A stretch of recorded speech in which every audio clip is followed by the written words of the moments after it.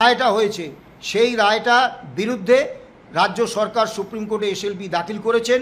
সেই রায়টা আইনিভাবে ঠিক কি ঠিক নয়, একমাত্র এই বিষয়েই আমরা সুপ্রিম কোর্টের শুনানিতে অংশগ্রহণ করব। 6 মে ওই লুফা বল দিয়ে লাভ নেই, বাউন্ডারিতে ক্যাচ ধরতে পারবেন না। এখন প্রশ্ন হচ্ছে, উনি ঘেউ ঘেউ করেন, মিউ মিউ করেন বলেছেন, আমাদের কুকুর বিড়ালের সঙ্গে তুলনা করেছেন, আমাদের চোর ডাকাত বলেছেন, তার বিরুদ্ধে আমরা হেয়ার স্ট্রিট থানায় এফআইআর করেছি ওনার বিরুদ্ধে। আমি আপনাদের একটু তথ্য দিই যেটা মানুষের জানার দরকার। জুন 2011 থেকে জুলাই 2024 রাজ্য সরকার শুধু কর্মী এবং পেনশনারদের দিয়ে না দিয়ে 2,19,107.25 কোটি টাকা সাশ্রয় করেছেন। তৃণমূলের স্থানীয় নেতারা মনে করেন এই সরকারি অর্থটা হচ্ছে তাদের বাপের টাকা। আপনার যদি টাকা না থেকেই থাকে তাহলে সুপ্রিম কোর্টে টাকাটা আপনারা জমা রাখবেন কি করে, কিভাবে? দেখুন, এই সরকার ক্ষমতায় আসার আগে মমতা ব্যানার্জি যখন বিরোধী নেত্রী ছিলেন, উনি রোজ সন্ধেবেলা বিভিন্ন টিভি চ্যানেলে আসতেন, নিয়ম করে রাজ্য কর্মীদের দুঃখের কথা বলে এত কান্নাকাটি করতেন যে টিভি কোম্পানিগুলো ওই ফ্লোরে বালতি রাখতে হতো তার চোখের জল ধরার জন্য। বলতেন যে রাজ্য কর্মীরা কেন্দ্রের থেকে অর্ধেক বেতন পায়, এটা চলতে পারে না, সরকার ক্ষমতায় এলে কেন্দ্রীয় হারে ডিএ দেবে, বাড়ি ভাড়া ভাতা 30% করে দেবে, সচিবালয় কর্মচারীদের যে দীর্ঘদিনের দাবি 1960 সালে যে বেতনক্রম ছিল আজকের মূল্যসূচকের নিরিখে সেই বেতনক্রম ফিরিয়ে দেয়া, এটা ফিরিয়ে দেবে, ভ্রমণ ভাতা দেবে, শিক্ষা ভাতা দেবে। এবং সোনারপুরে একটি সভায় কর্মচারীদের নিয়ে গিয়ে উনি একই প্রতিশ্রুতি দিয়েছিলেন। তারপর উনি ক্ষমতায় আসার পরে 3টে মিটিং করেছিলেন কর্মচারীদের নিয়ে ক্ষমতায় আসার ঠিক পরেই, এবং প্রত্যেকটা মিটিংয়ে তিনি বলেছিলেন যে আমি যখন মুখ্যমন্ত্রী হয়েছি কর্মচারীদের কোনো দাবি করতে হবে না, কোনো আন্দোলন করতে হবে না, আমি রেলমন্ত্রী থাকাকালীন সমস্ত প্রাপ্য ওদের মিটিয়ে দিয়েছি, ওদের কোনো আন্দোলন করতে হয়নি, আপনাদেরও আন্দোলন করতে হবে না, কাজেই সমস্ত কিছু আপনারা পেয়ে যাবেন। কিন্তু কার্যক্ষেত্রে আমরা দেখলাম যে মুখ্যমন্ত্রী আন্দোলন করতে হবে না তো দূরস্থান, আন্দোলন করার যে ন্যূনতম সুযোগ সেটাও কেড়ে নিলেন। 2012 সালের 10ই জানুয়ারি পুলিশ কর্মীদের ইউনিয়ন করার অধিকার কেড়ে নিলেন। এই অধিকারটা পুলিশ কর্মীরা পেয়েছিলেন 1923 সালে ব্রিটিশ আমলে। আমরা বুঝে গেলাম ব্রিটিশ সরকারটা কর্মচারীদের অধিকারের প্রেক্ষিতে যেরকম ছিল তার থেকে অনেক বেশি খারাপ হচ্ছে এই মমতা বন্দ্যোপাধ্যায়ের নেতৃত্বাধীন সরকার। তারপরে তারা একে একে বিভিন্ন দপ্তর থেকে কর্মচারী ইউনিয়ন করার অধিকার কেড়ে নিল, এবং যে সমস্ত ট্রেড ইউনিয়ন এবং গণতান্ত্রিক অধিকারগুলো আমরা দীর্ঘ লড়াইয়ের মাধ্যমে অর্জন করেছিলাম সব কেড়ে নিল। তারপরে শুরু হলো একটা সন্ত্রাসের আবহ, প্রতিহিংসামূলক বদলি এবং সচিবালয়ের ক্ষেত্রে ডিটেলমেন্ট, মানে প্রতিবাদ করলেই, এমনকি ডিএর কথাটুকু বললেই বদলি, একদম পুরো প্রশাসনে একটা ত্রাস নামিয়ে আনা হলো। এবং আজকে আপনারা দেখছেন যে 2016 সালে আমাদের সাধারণ সম্পাদক মলয় মুখোপাধ্যায় স্যাটে মামলাটা করেছিলেন। আমাদের 3টে উদ্দেশ্য ছিল। 1 নম্বর উদ্দেশ্য হচ্ছে ডিএর অধিকারটাকে আইনিভাবে প্রতিষ্ঠা করা। 2 নম্বর উদ্দেশ্য ছিল এই যে কর্মচারীদের মধ্যে একটা সন্ত্রাসের বাতাবরণ নেমে এসেছে, কর্মচারীরা মুখ খুলতে ভয় পাচ্ছেন, আন্দোলনে অংশগ্রহণ তো দূরস্থান, কর্মচারীদের কাছে এবং সরকারের কাছে একটা বার্তা পৌঁছে দেয়া যে কর্মচারীরা কিন্তু সিনা টান টান করে মেরুদণ্ড সোজা করে সরকারের শ্রমিক কর্মচারী নীতি এবং কর্মসূচির বিরুদ্ধে অবস্থান নিতে জানে। 3 নম্বর হচ্ছে ডিএটা হচ্ছে সকলের দাবি, শিক্ষক, শিক্ষাকর্মী, বোর্ড, কর্পোরেশন, পঞ্চায়েত, পুরসভা থেকে আরম্ভ করে রাজ্য সরকারি কর্মচারী সকলের দাবি। কাজে এই একটা কমন দাবিতে সমস্ত রাজ্য কর্মীদের অন্তত মানসিকভাবে একটা ঐক্যবদ্ধ করা, একটা জায়গায় আনা, এটা ছিল আমাদের 3য় লক্ষ্য। তা মামলা দীর্ঘ হয়েছে, সেসব প্রসঙ্গে আমরা যাচ্ছি না। অবশেষে জাস্টিস সঞ্জয় কারোল এবং জাস্টিস সন্দীপ মেহতার বেঞ্চ তারা রায় দিলেন অত্যন্ত সুনির্দিষ্টভাবে। রায় দিয়ে বললেন যে জুলাই 2009 থেকে 2019 পর্যন্ত বকেয়া যে DA, all India consumer price index মেনে যে ডিএ হয়েছে, সেই ডিএর প্রথমে বলেছিলেন 50%, সরকারের আইনজীবীরা খুব কান্নাকাটি করে বললেন কোমর ভেঙে যাবে, মেরুদণ্ড ভেঙে যাবে। তারপরে মাননীয় বিচারকরা এতে 25% বকেয়ার দেওয়ার নির্দেশ দিলেন 6 সপ্তাহের মধ্যে। এবং রায়ে পরিষ্কার বলা হয়েছে, কোনো লুকোচুরি রাখা হয়নি। The paucity of funds is a ground which stands negated both by the tribunal and the high court whether or not the right to receive dearness allowance is a fundamental right is an issue amongst others this court is called upon to consider. We shall do it. However, pending such consideration, we are of the considered view that the employees need not be kept waiting endlessly to receive the money in question. অর্থাৎ supreme কোর্টের রায়ে 2018 সালে মহামান্য Kolkata high court যে রায় দিয়েছিলেন, DA is a legally enforceable right of the employees, এই Reuter বিরুদ্ধে সরকার কোনো মামলা করেননি। উল্টে রিভিউ পিটিশন করে ওই হাইকোর্টে ওই বেঞ্চে এই রায়টাকে মান্যতা দিয়ে দিয়েছেন, লিগ্যালিটি দিয়ে দিয়েছেন। অর্থাৎ DA is a legally enforceable right of the employees, এটা কিন্তু বর্তমানে সুপ্রিম মান্যতা পেয়ে গেছে। এইটার কোনো অন্যথা হওয়ার কোনো জায়গা নেই। সুপ্রিম কোর্টের জোন অফ কনসিডারেশনে আছে একমাত্র একটা বিষয়, যে 2022 সালের 20 মে যে রায়টা হয়েছিল, যে DA is a legally enforceable fundamental right of the employees, এই ফান্ডামেন্টাল রাইট কিনা এটাই একমাত্র সুপ্রিম কোর্টের জোন অফ কনসিডারেশনে আছে।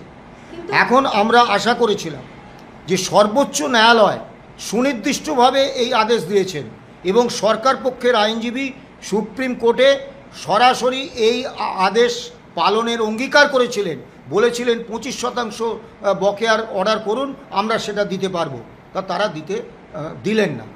আমরা সঙ্গে সঙ্গে যুদ্ধকালীন তৎপরতায় 6 সপ্তাহ যেদিন শেষ হয়েছে, আমাদের সাধারণ সম্পাদক মলয় মুখোপাধ্যায় তিনি এবং আমাদের আইনজীবী Firdous Shamim contempt notice chief secretary এবং চিফ ফিনান্স সেক্রেটারিকে দিয়েছেন এবং একদম যুদ্ধকালীন তৎপরতায় আমরা সুপ্রিম কোর্টে ওই কন্টেম্প পিটিশন দাখিল করেছি।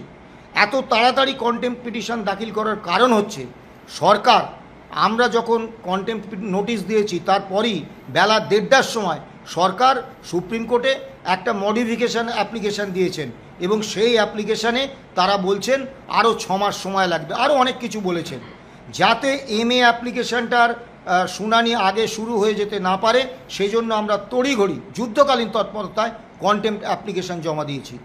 আমরা অত্যন্ত সুনির্দিষ্টভাবে বলতে চাই, ডিএটা কারোর দয়ার দান নয়, এটা ইতিমধ্যে আদালতের রায়ে প্রতিষ্ঠিত এবং সেটা মহামান্য সুপ্রিম কোর্টও মান্যতা দিয়ে দিয়েছেন। কাজেই DA is a legally enforceable right, এই নিয়ে কোনো বিতর্ক নেই। আর মাননীয় তার বাড়ি থেকে বা তার জমিদারি থেকে কর্মচারীদের ডিএ দেন না, এটা মূল্যবৃদ্ধি হয়, সেই মূল্যবৃদ্ধির ক্ষতিপূরণ হচ্ছে, শ্রমিক কর্মচারীদের বেতন কমে যায়, মজুরি কমে যায়, সেই মজুরির ক্ষতিপূরণ এটা আমাদের ন্যায্য প্রাপ্য, দিতে বাধ্য। এবং সরকার যাই করুন, সরকার চাইছেন সময়ক্ষেপ করতে এবং এই এমএ পিটিশন বা বিভিন্ন বিষয় দিয়ে অন্য বিষয়ে আমাদের প্ররোচিত করছেন। আপনারা জানেন, যারা ক্রিকেট খেলে বোলাররা অনেক সময় লুজ বল করে, লুজ বল করার কারণ হচ্ছে যে প্রলোভনে 6 মারতে যাবে আর বাউন্ডারি লাইনে ক্যাচ হয়ে যাবে, আউট হয়ে যাবে। আমাদের আইনজীবীরা অত মূর্খ নন, আমরা ওই এমএ পিটিশনের ম্যাটারে যাব না। আমাদের এক এবং একমাত্র বিষয় থাকছে যে 2022 সালের 20 মে যে রায়টা হয়েছে, সেই রায়টা বিরুদ্ধে রাজ্য সরকার সুপ্রিম কোর্টে এসএলপি দাখিল করেছেন। সেই রায়টা আইনিভাবে ঠিক কি ঠিক নয়, একমাত্র এই বিষয়েই আমরা সুপ্রিম কোর্টের শুনানিতে অংশগ্রহণ করব। 6 মে ওই লুফা বল দিয়ে লাভ নেই, বাউন্ডারিতে ক্যাচ ধরতে পারবেন না।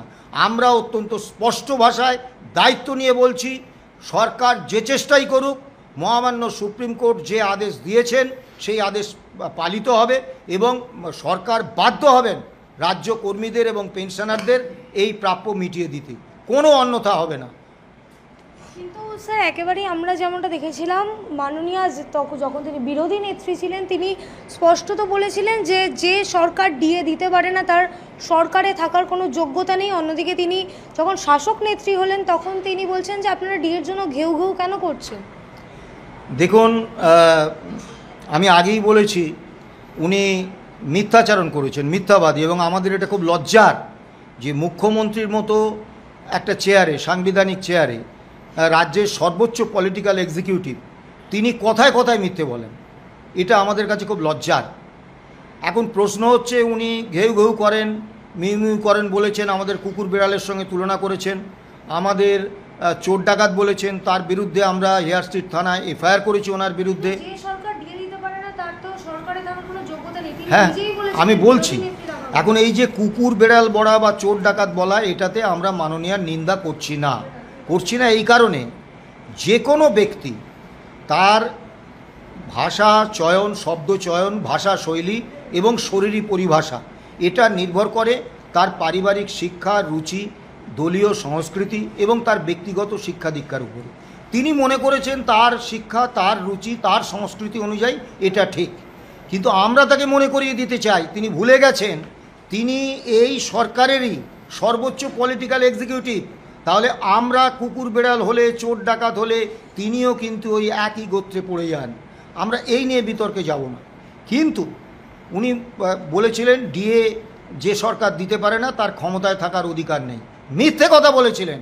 এবং আজকে আমরা অত্যন্ত সুনির্দিষ্টভাবে বলছি, যে সরকার কর্মচারীদের বেতন দিতে পারে না, পেনশন দিতে পারে না, ডিএটা দিতে পারে না, সেই সরকারের ক্ষমতায় থাকার কোনো নৈতিক অধিকার নেই। তার যদি আত্মমর্যাদা বোধ থাকতো তাহলে তিনি অবশ্যই ডিএটা দিয়ে দিতেন। আমি আপনাদের একটু তথ্য দিই যেটা মানুষের জানার দরকার। জুন 2011 থেকে জুলাই 2024 রাজ্য সরকার শুধু কর্মী এবং পেনশনারদের ডিএ না দিয়ে 2,19,107.25 কোটি টাকা সাশ্রয় করেছেন। অভিরূপ সরকার বলে একজন অর্থনীতিবিদ আছেন, তিনি ষষ্ঠ বেতন কমিশনের চেয়ারম্যান ছিলেন। তিনি আনন্দবাজারে মহার্ঘ ভাতা বনাম উন্নয়নের খরচ বলে একটা নিবন্ধ লিখে বললেন যে এই টাকাটা রাজ্য সরকার উন্নয়নের কাজে খরচ করেছে। তাই রাজ্য কর্মীরা রাজ্যের বৃহত্তর স্বার্থে রাজ্যের উন্নয়নকে এগিয়ে নিয়ে যেতে একটু ত্যাগ স্বীকার করতে পারবেন না? তো ওই ভদ্রলোক কিন্তু কেন্দ্রীয় সংস্থার একজন কর্মী হিসেবে এআইসিপি মেনে ডিএর টাকাটা কিন্তু পকেটে ঢুকিয়ে নিয়েছেন। পে কমিশনের চেয়ারম্যান হিসেবে পাওনা গণ্ডাটা বুঝে নিয়েছেন। তখন কিন্তু তার মনে হয়নি যে ওই টাকাটা আমাকে ফেরত দিতে হবে। এখানে আমাদের দুটো প্রশ্ন। 1 নম্বর প্রশ্ন, আমাদের ডিএর টাকা আমাদের অনুমতি ছাড়া অন্য খাতে খরচ করার অধিকার কে দিল? দ্বিতীয় প্রশ্ন, মুখ্যমন্ত্রীর জন্য আত্মমর্যাদা বলে কোনো বস্তু থেকে থাকে উনি বলুন যে রাজ্য কর্মীদের ডিএ এবং পেনশনারদের ডিএর টাকায় এই উন্নয়ন হচ্ছে, কৃতিত্ব উনি নেন কেন? দ্বিতীয় একটি বিষয় বলি, রাজ্য সরকার বলছেন যে এই 41,750 কোটি টাকা, যেটা সুপ্রিম কোর্টে ওনারা হিসেব দিয়েছেন যে রাজ্য কর্মীদের এই ডিএ দিতে, বকেয়া ডিএ দিতে রোপা 2009 অনুসারে এই টাকাটা লাগবে, এটা ওদের কাছে নেই। 2011 থেকে 21-22 অর্থবর্ষ পর্যন্ত এই রাজ্য সরকার বাজেটে বেতন এবং পেনশন খাতে যা বরাদ্দ করেছিলেন তার মধ্যে 25,262 কোটি টাকা খরচ হয়নি। এবং তারপরে কেন্দ্রীয় অর্থ কমিশন এই খাতে রাজ্য সরকারকে যে টাকা দিয়েছিলেন তার মধ্যে 9,000 কোটি টাকা খরচ করেননি। অর্থাৎ এই 34,262 কোটি টাকা রাজ্য সরকারের কোষাগারে পড়ে আছে। তাহলে এই টাকাটা দিয়ে ওই 41,750 কোটির 75% এখনই মিটিয়ে দেওয়া হয়, যা রাজ্য সরকারকে কোনো ধারও নিতে হয় না, অন্য কোথা থেকে কোনো সংগ্রহ করতে হয় না। দ্বিতীয় বিষয় আপনি দেখুন যে ভয়ঙ্কর জিনিস, সিএজি রিপোর্টে আছে 2016-17 অর্থবর্ষ থেকে 2020-21 অর্থবর্ষ পর্যন্ত এনজিওগুলোকে রাজ্য সরকার 1,06,817 কোটি টাকা অনুদান দিয়েছেন এবং অন্যান্য খাতে খরচ করেছেন এনজিওর জন্যে 10,859 কোটি টাকা। মোট হলো 1,17,676 কোটি টাকা। তা আমরা যদি ধরে নিই এই 1,17,676 কোটি টাকা রাজ্য সরকার ওই এনজিওগুলোকে দিয়েছেন, কেন দেবেন? এনজিওগুলোর টাকার কোনো হিসেব এনজিওগুলো সরকারকে দেয় না। এনজিওকে দেয়া টাকার কোনো সিএজি অডিট হয় না। এনজিওগুলোকে দেয়া টাকায় রাজ্য সরকার কোনো অডিট করতে পারেন না এবং রাজ্য সরকার এটুকু জানতে চাইতে পারেন না যে এই যে তোমাকে আমি টাকাটা দিলাম সংশ্লিষ্ট এনজিওকে, যে তুমি কোন খাতে খরচ করলে। অর্থাৎ এই 1,17,676 কোটি টাকা হরিণ লুট হয়েছে। এবং আপনি জানেন, খোঁজ নিলে দেখবেন যে বেশিরভাগ এনজিও শাসক দলের নেতা মন্ত্রীরা পরিচালনা করেন। স্বাভাবিকভাবে এই এনজিওগুলোতে যে টাকা গেছে সেই টাকাগুলো ওই শাসক দলের নেতা মন্ত্রীদের পকেটে ঢুকেছে। দুর্গাপুজোয় 85,000 টাকা করে অনুদান দেওয়া হচ্ছে, আগামী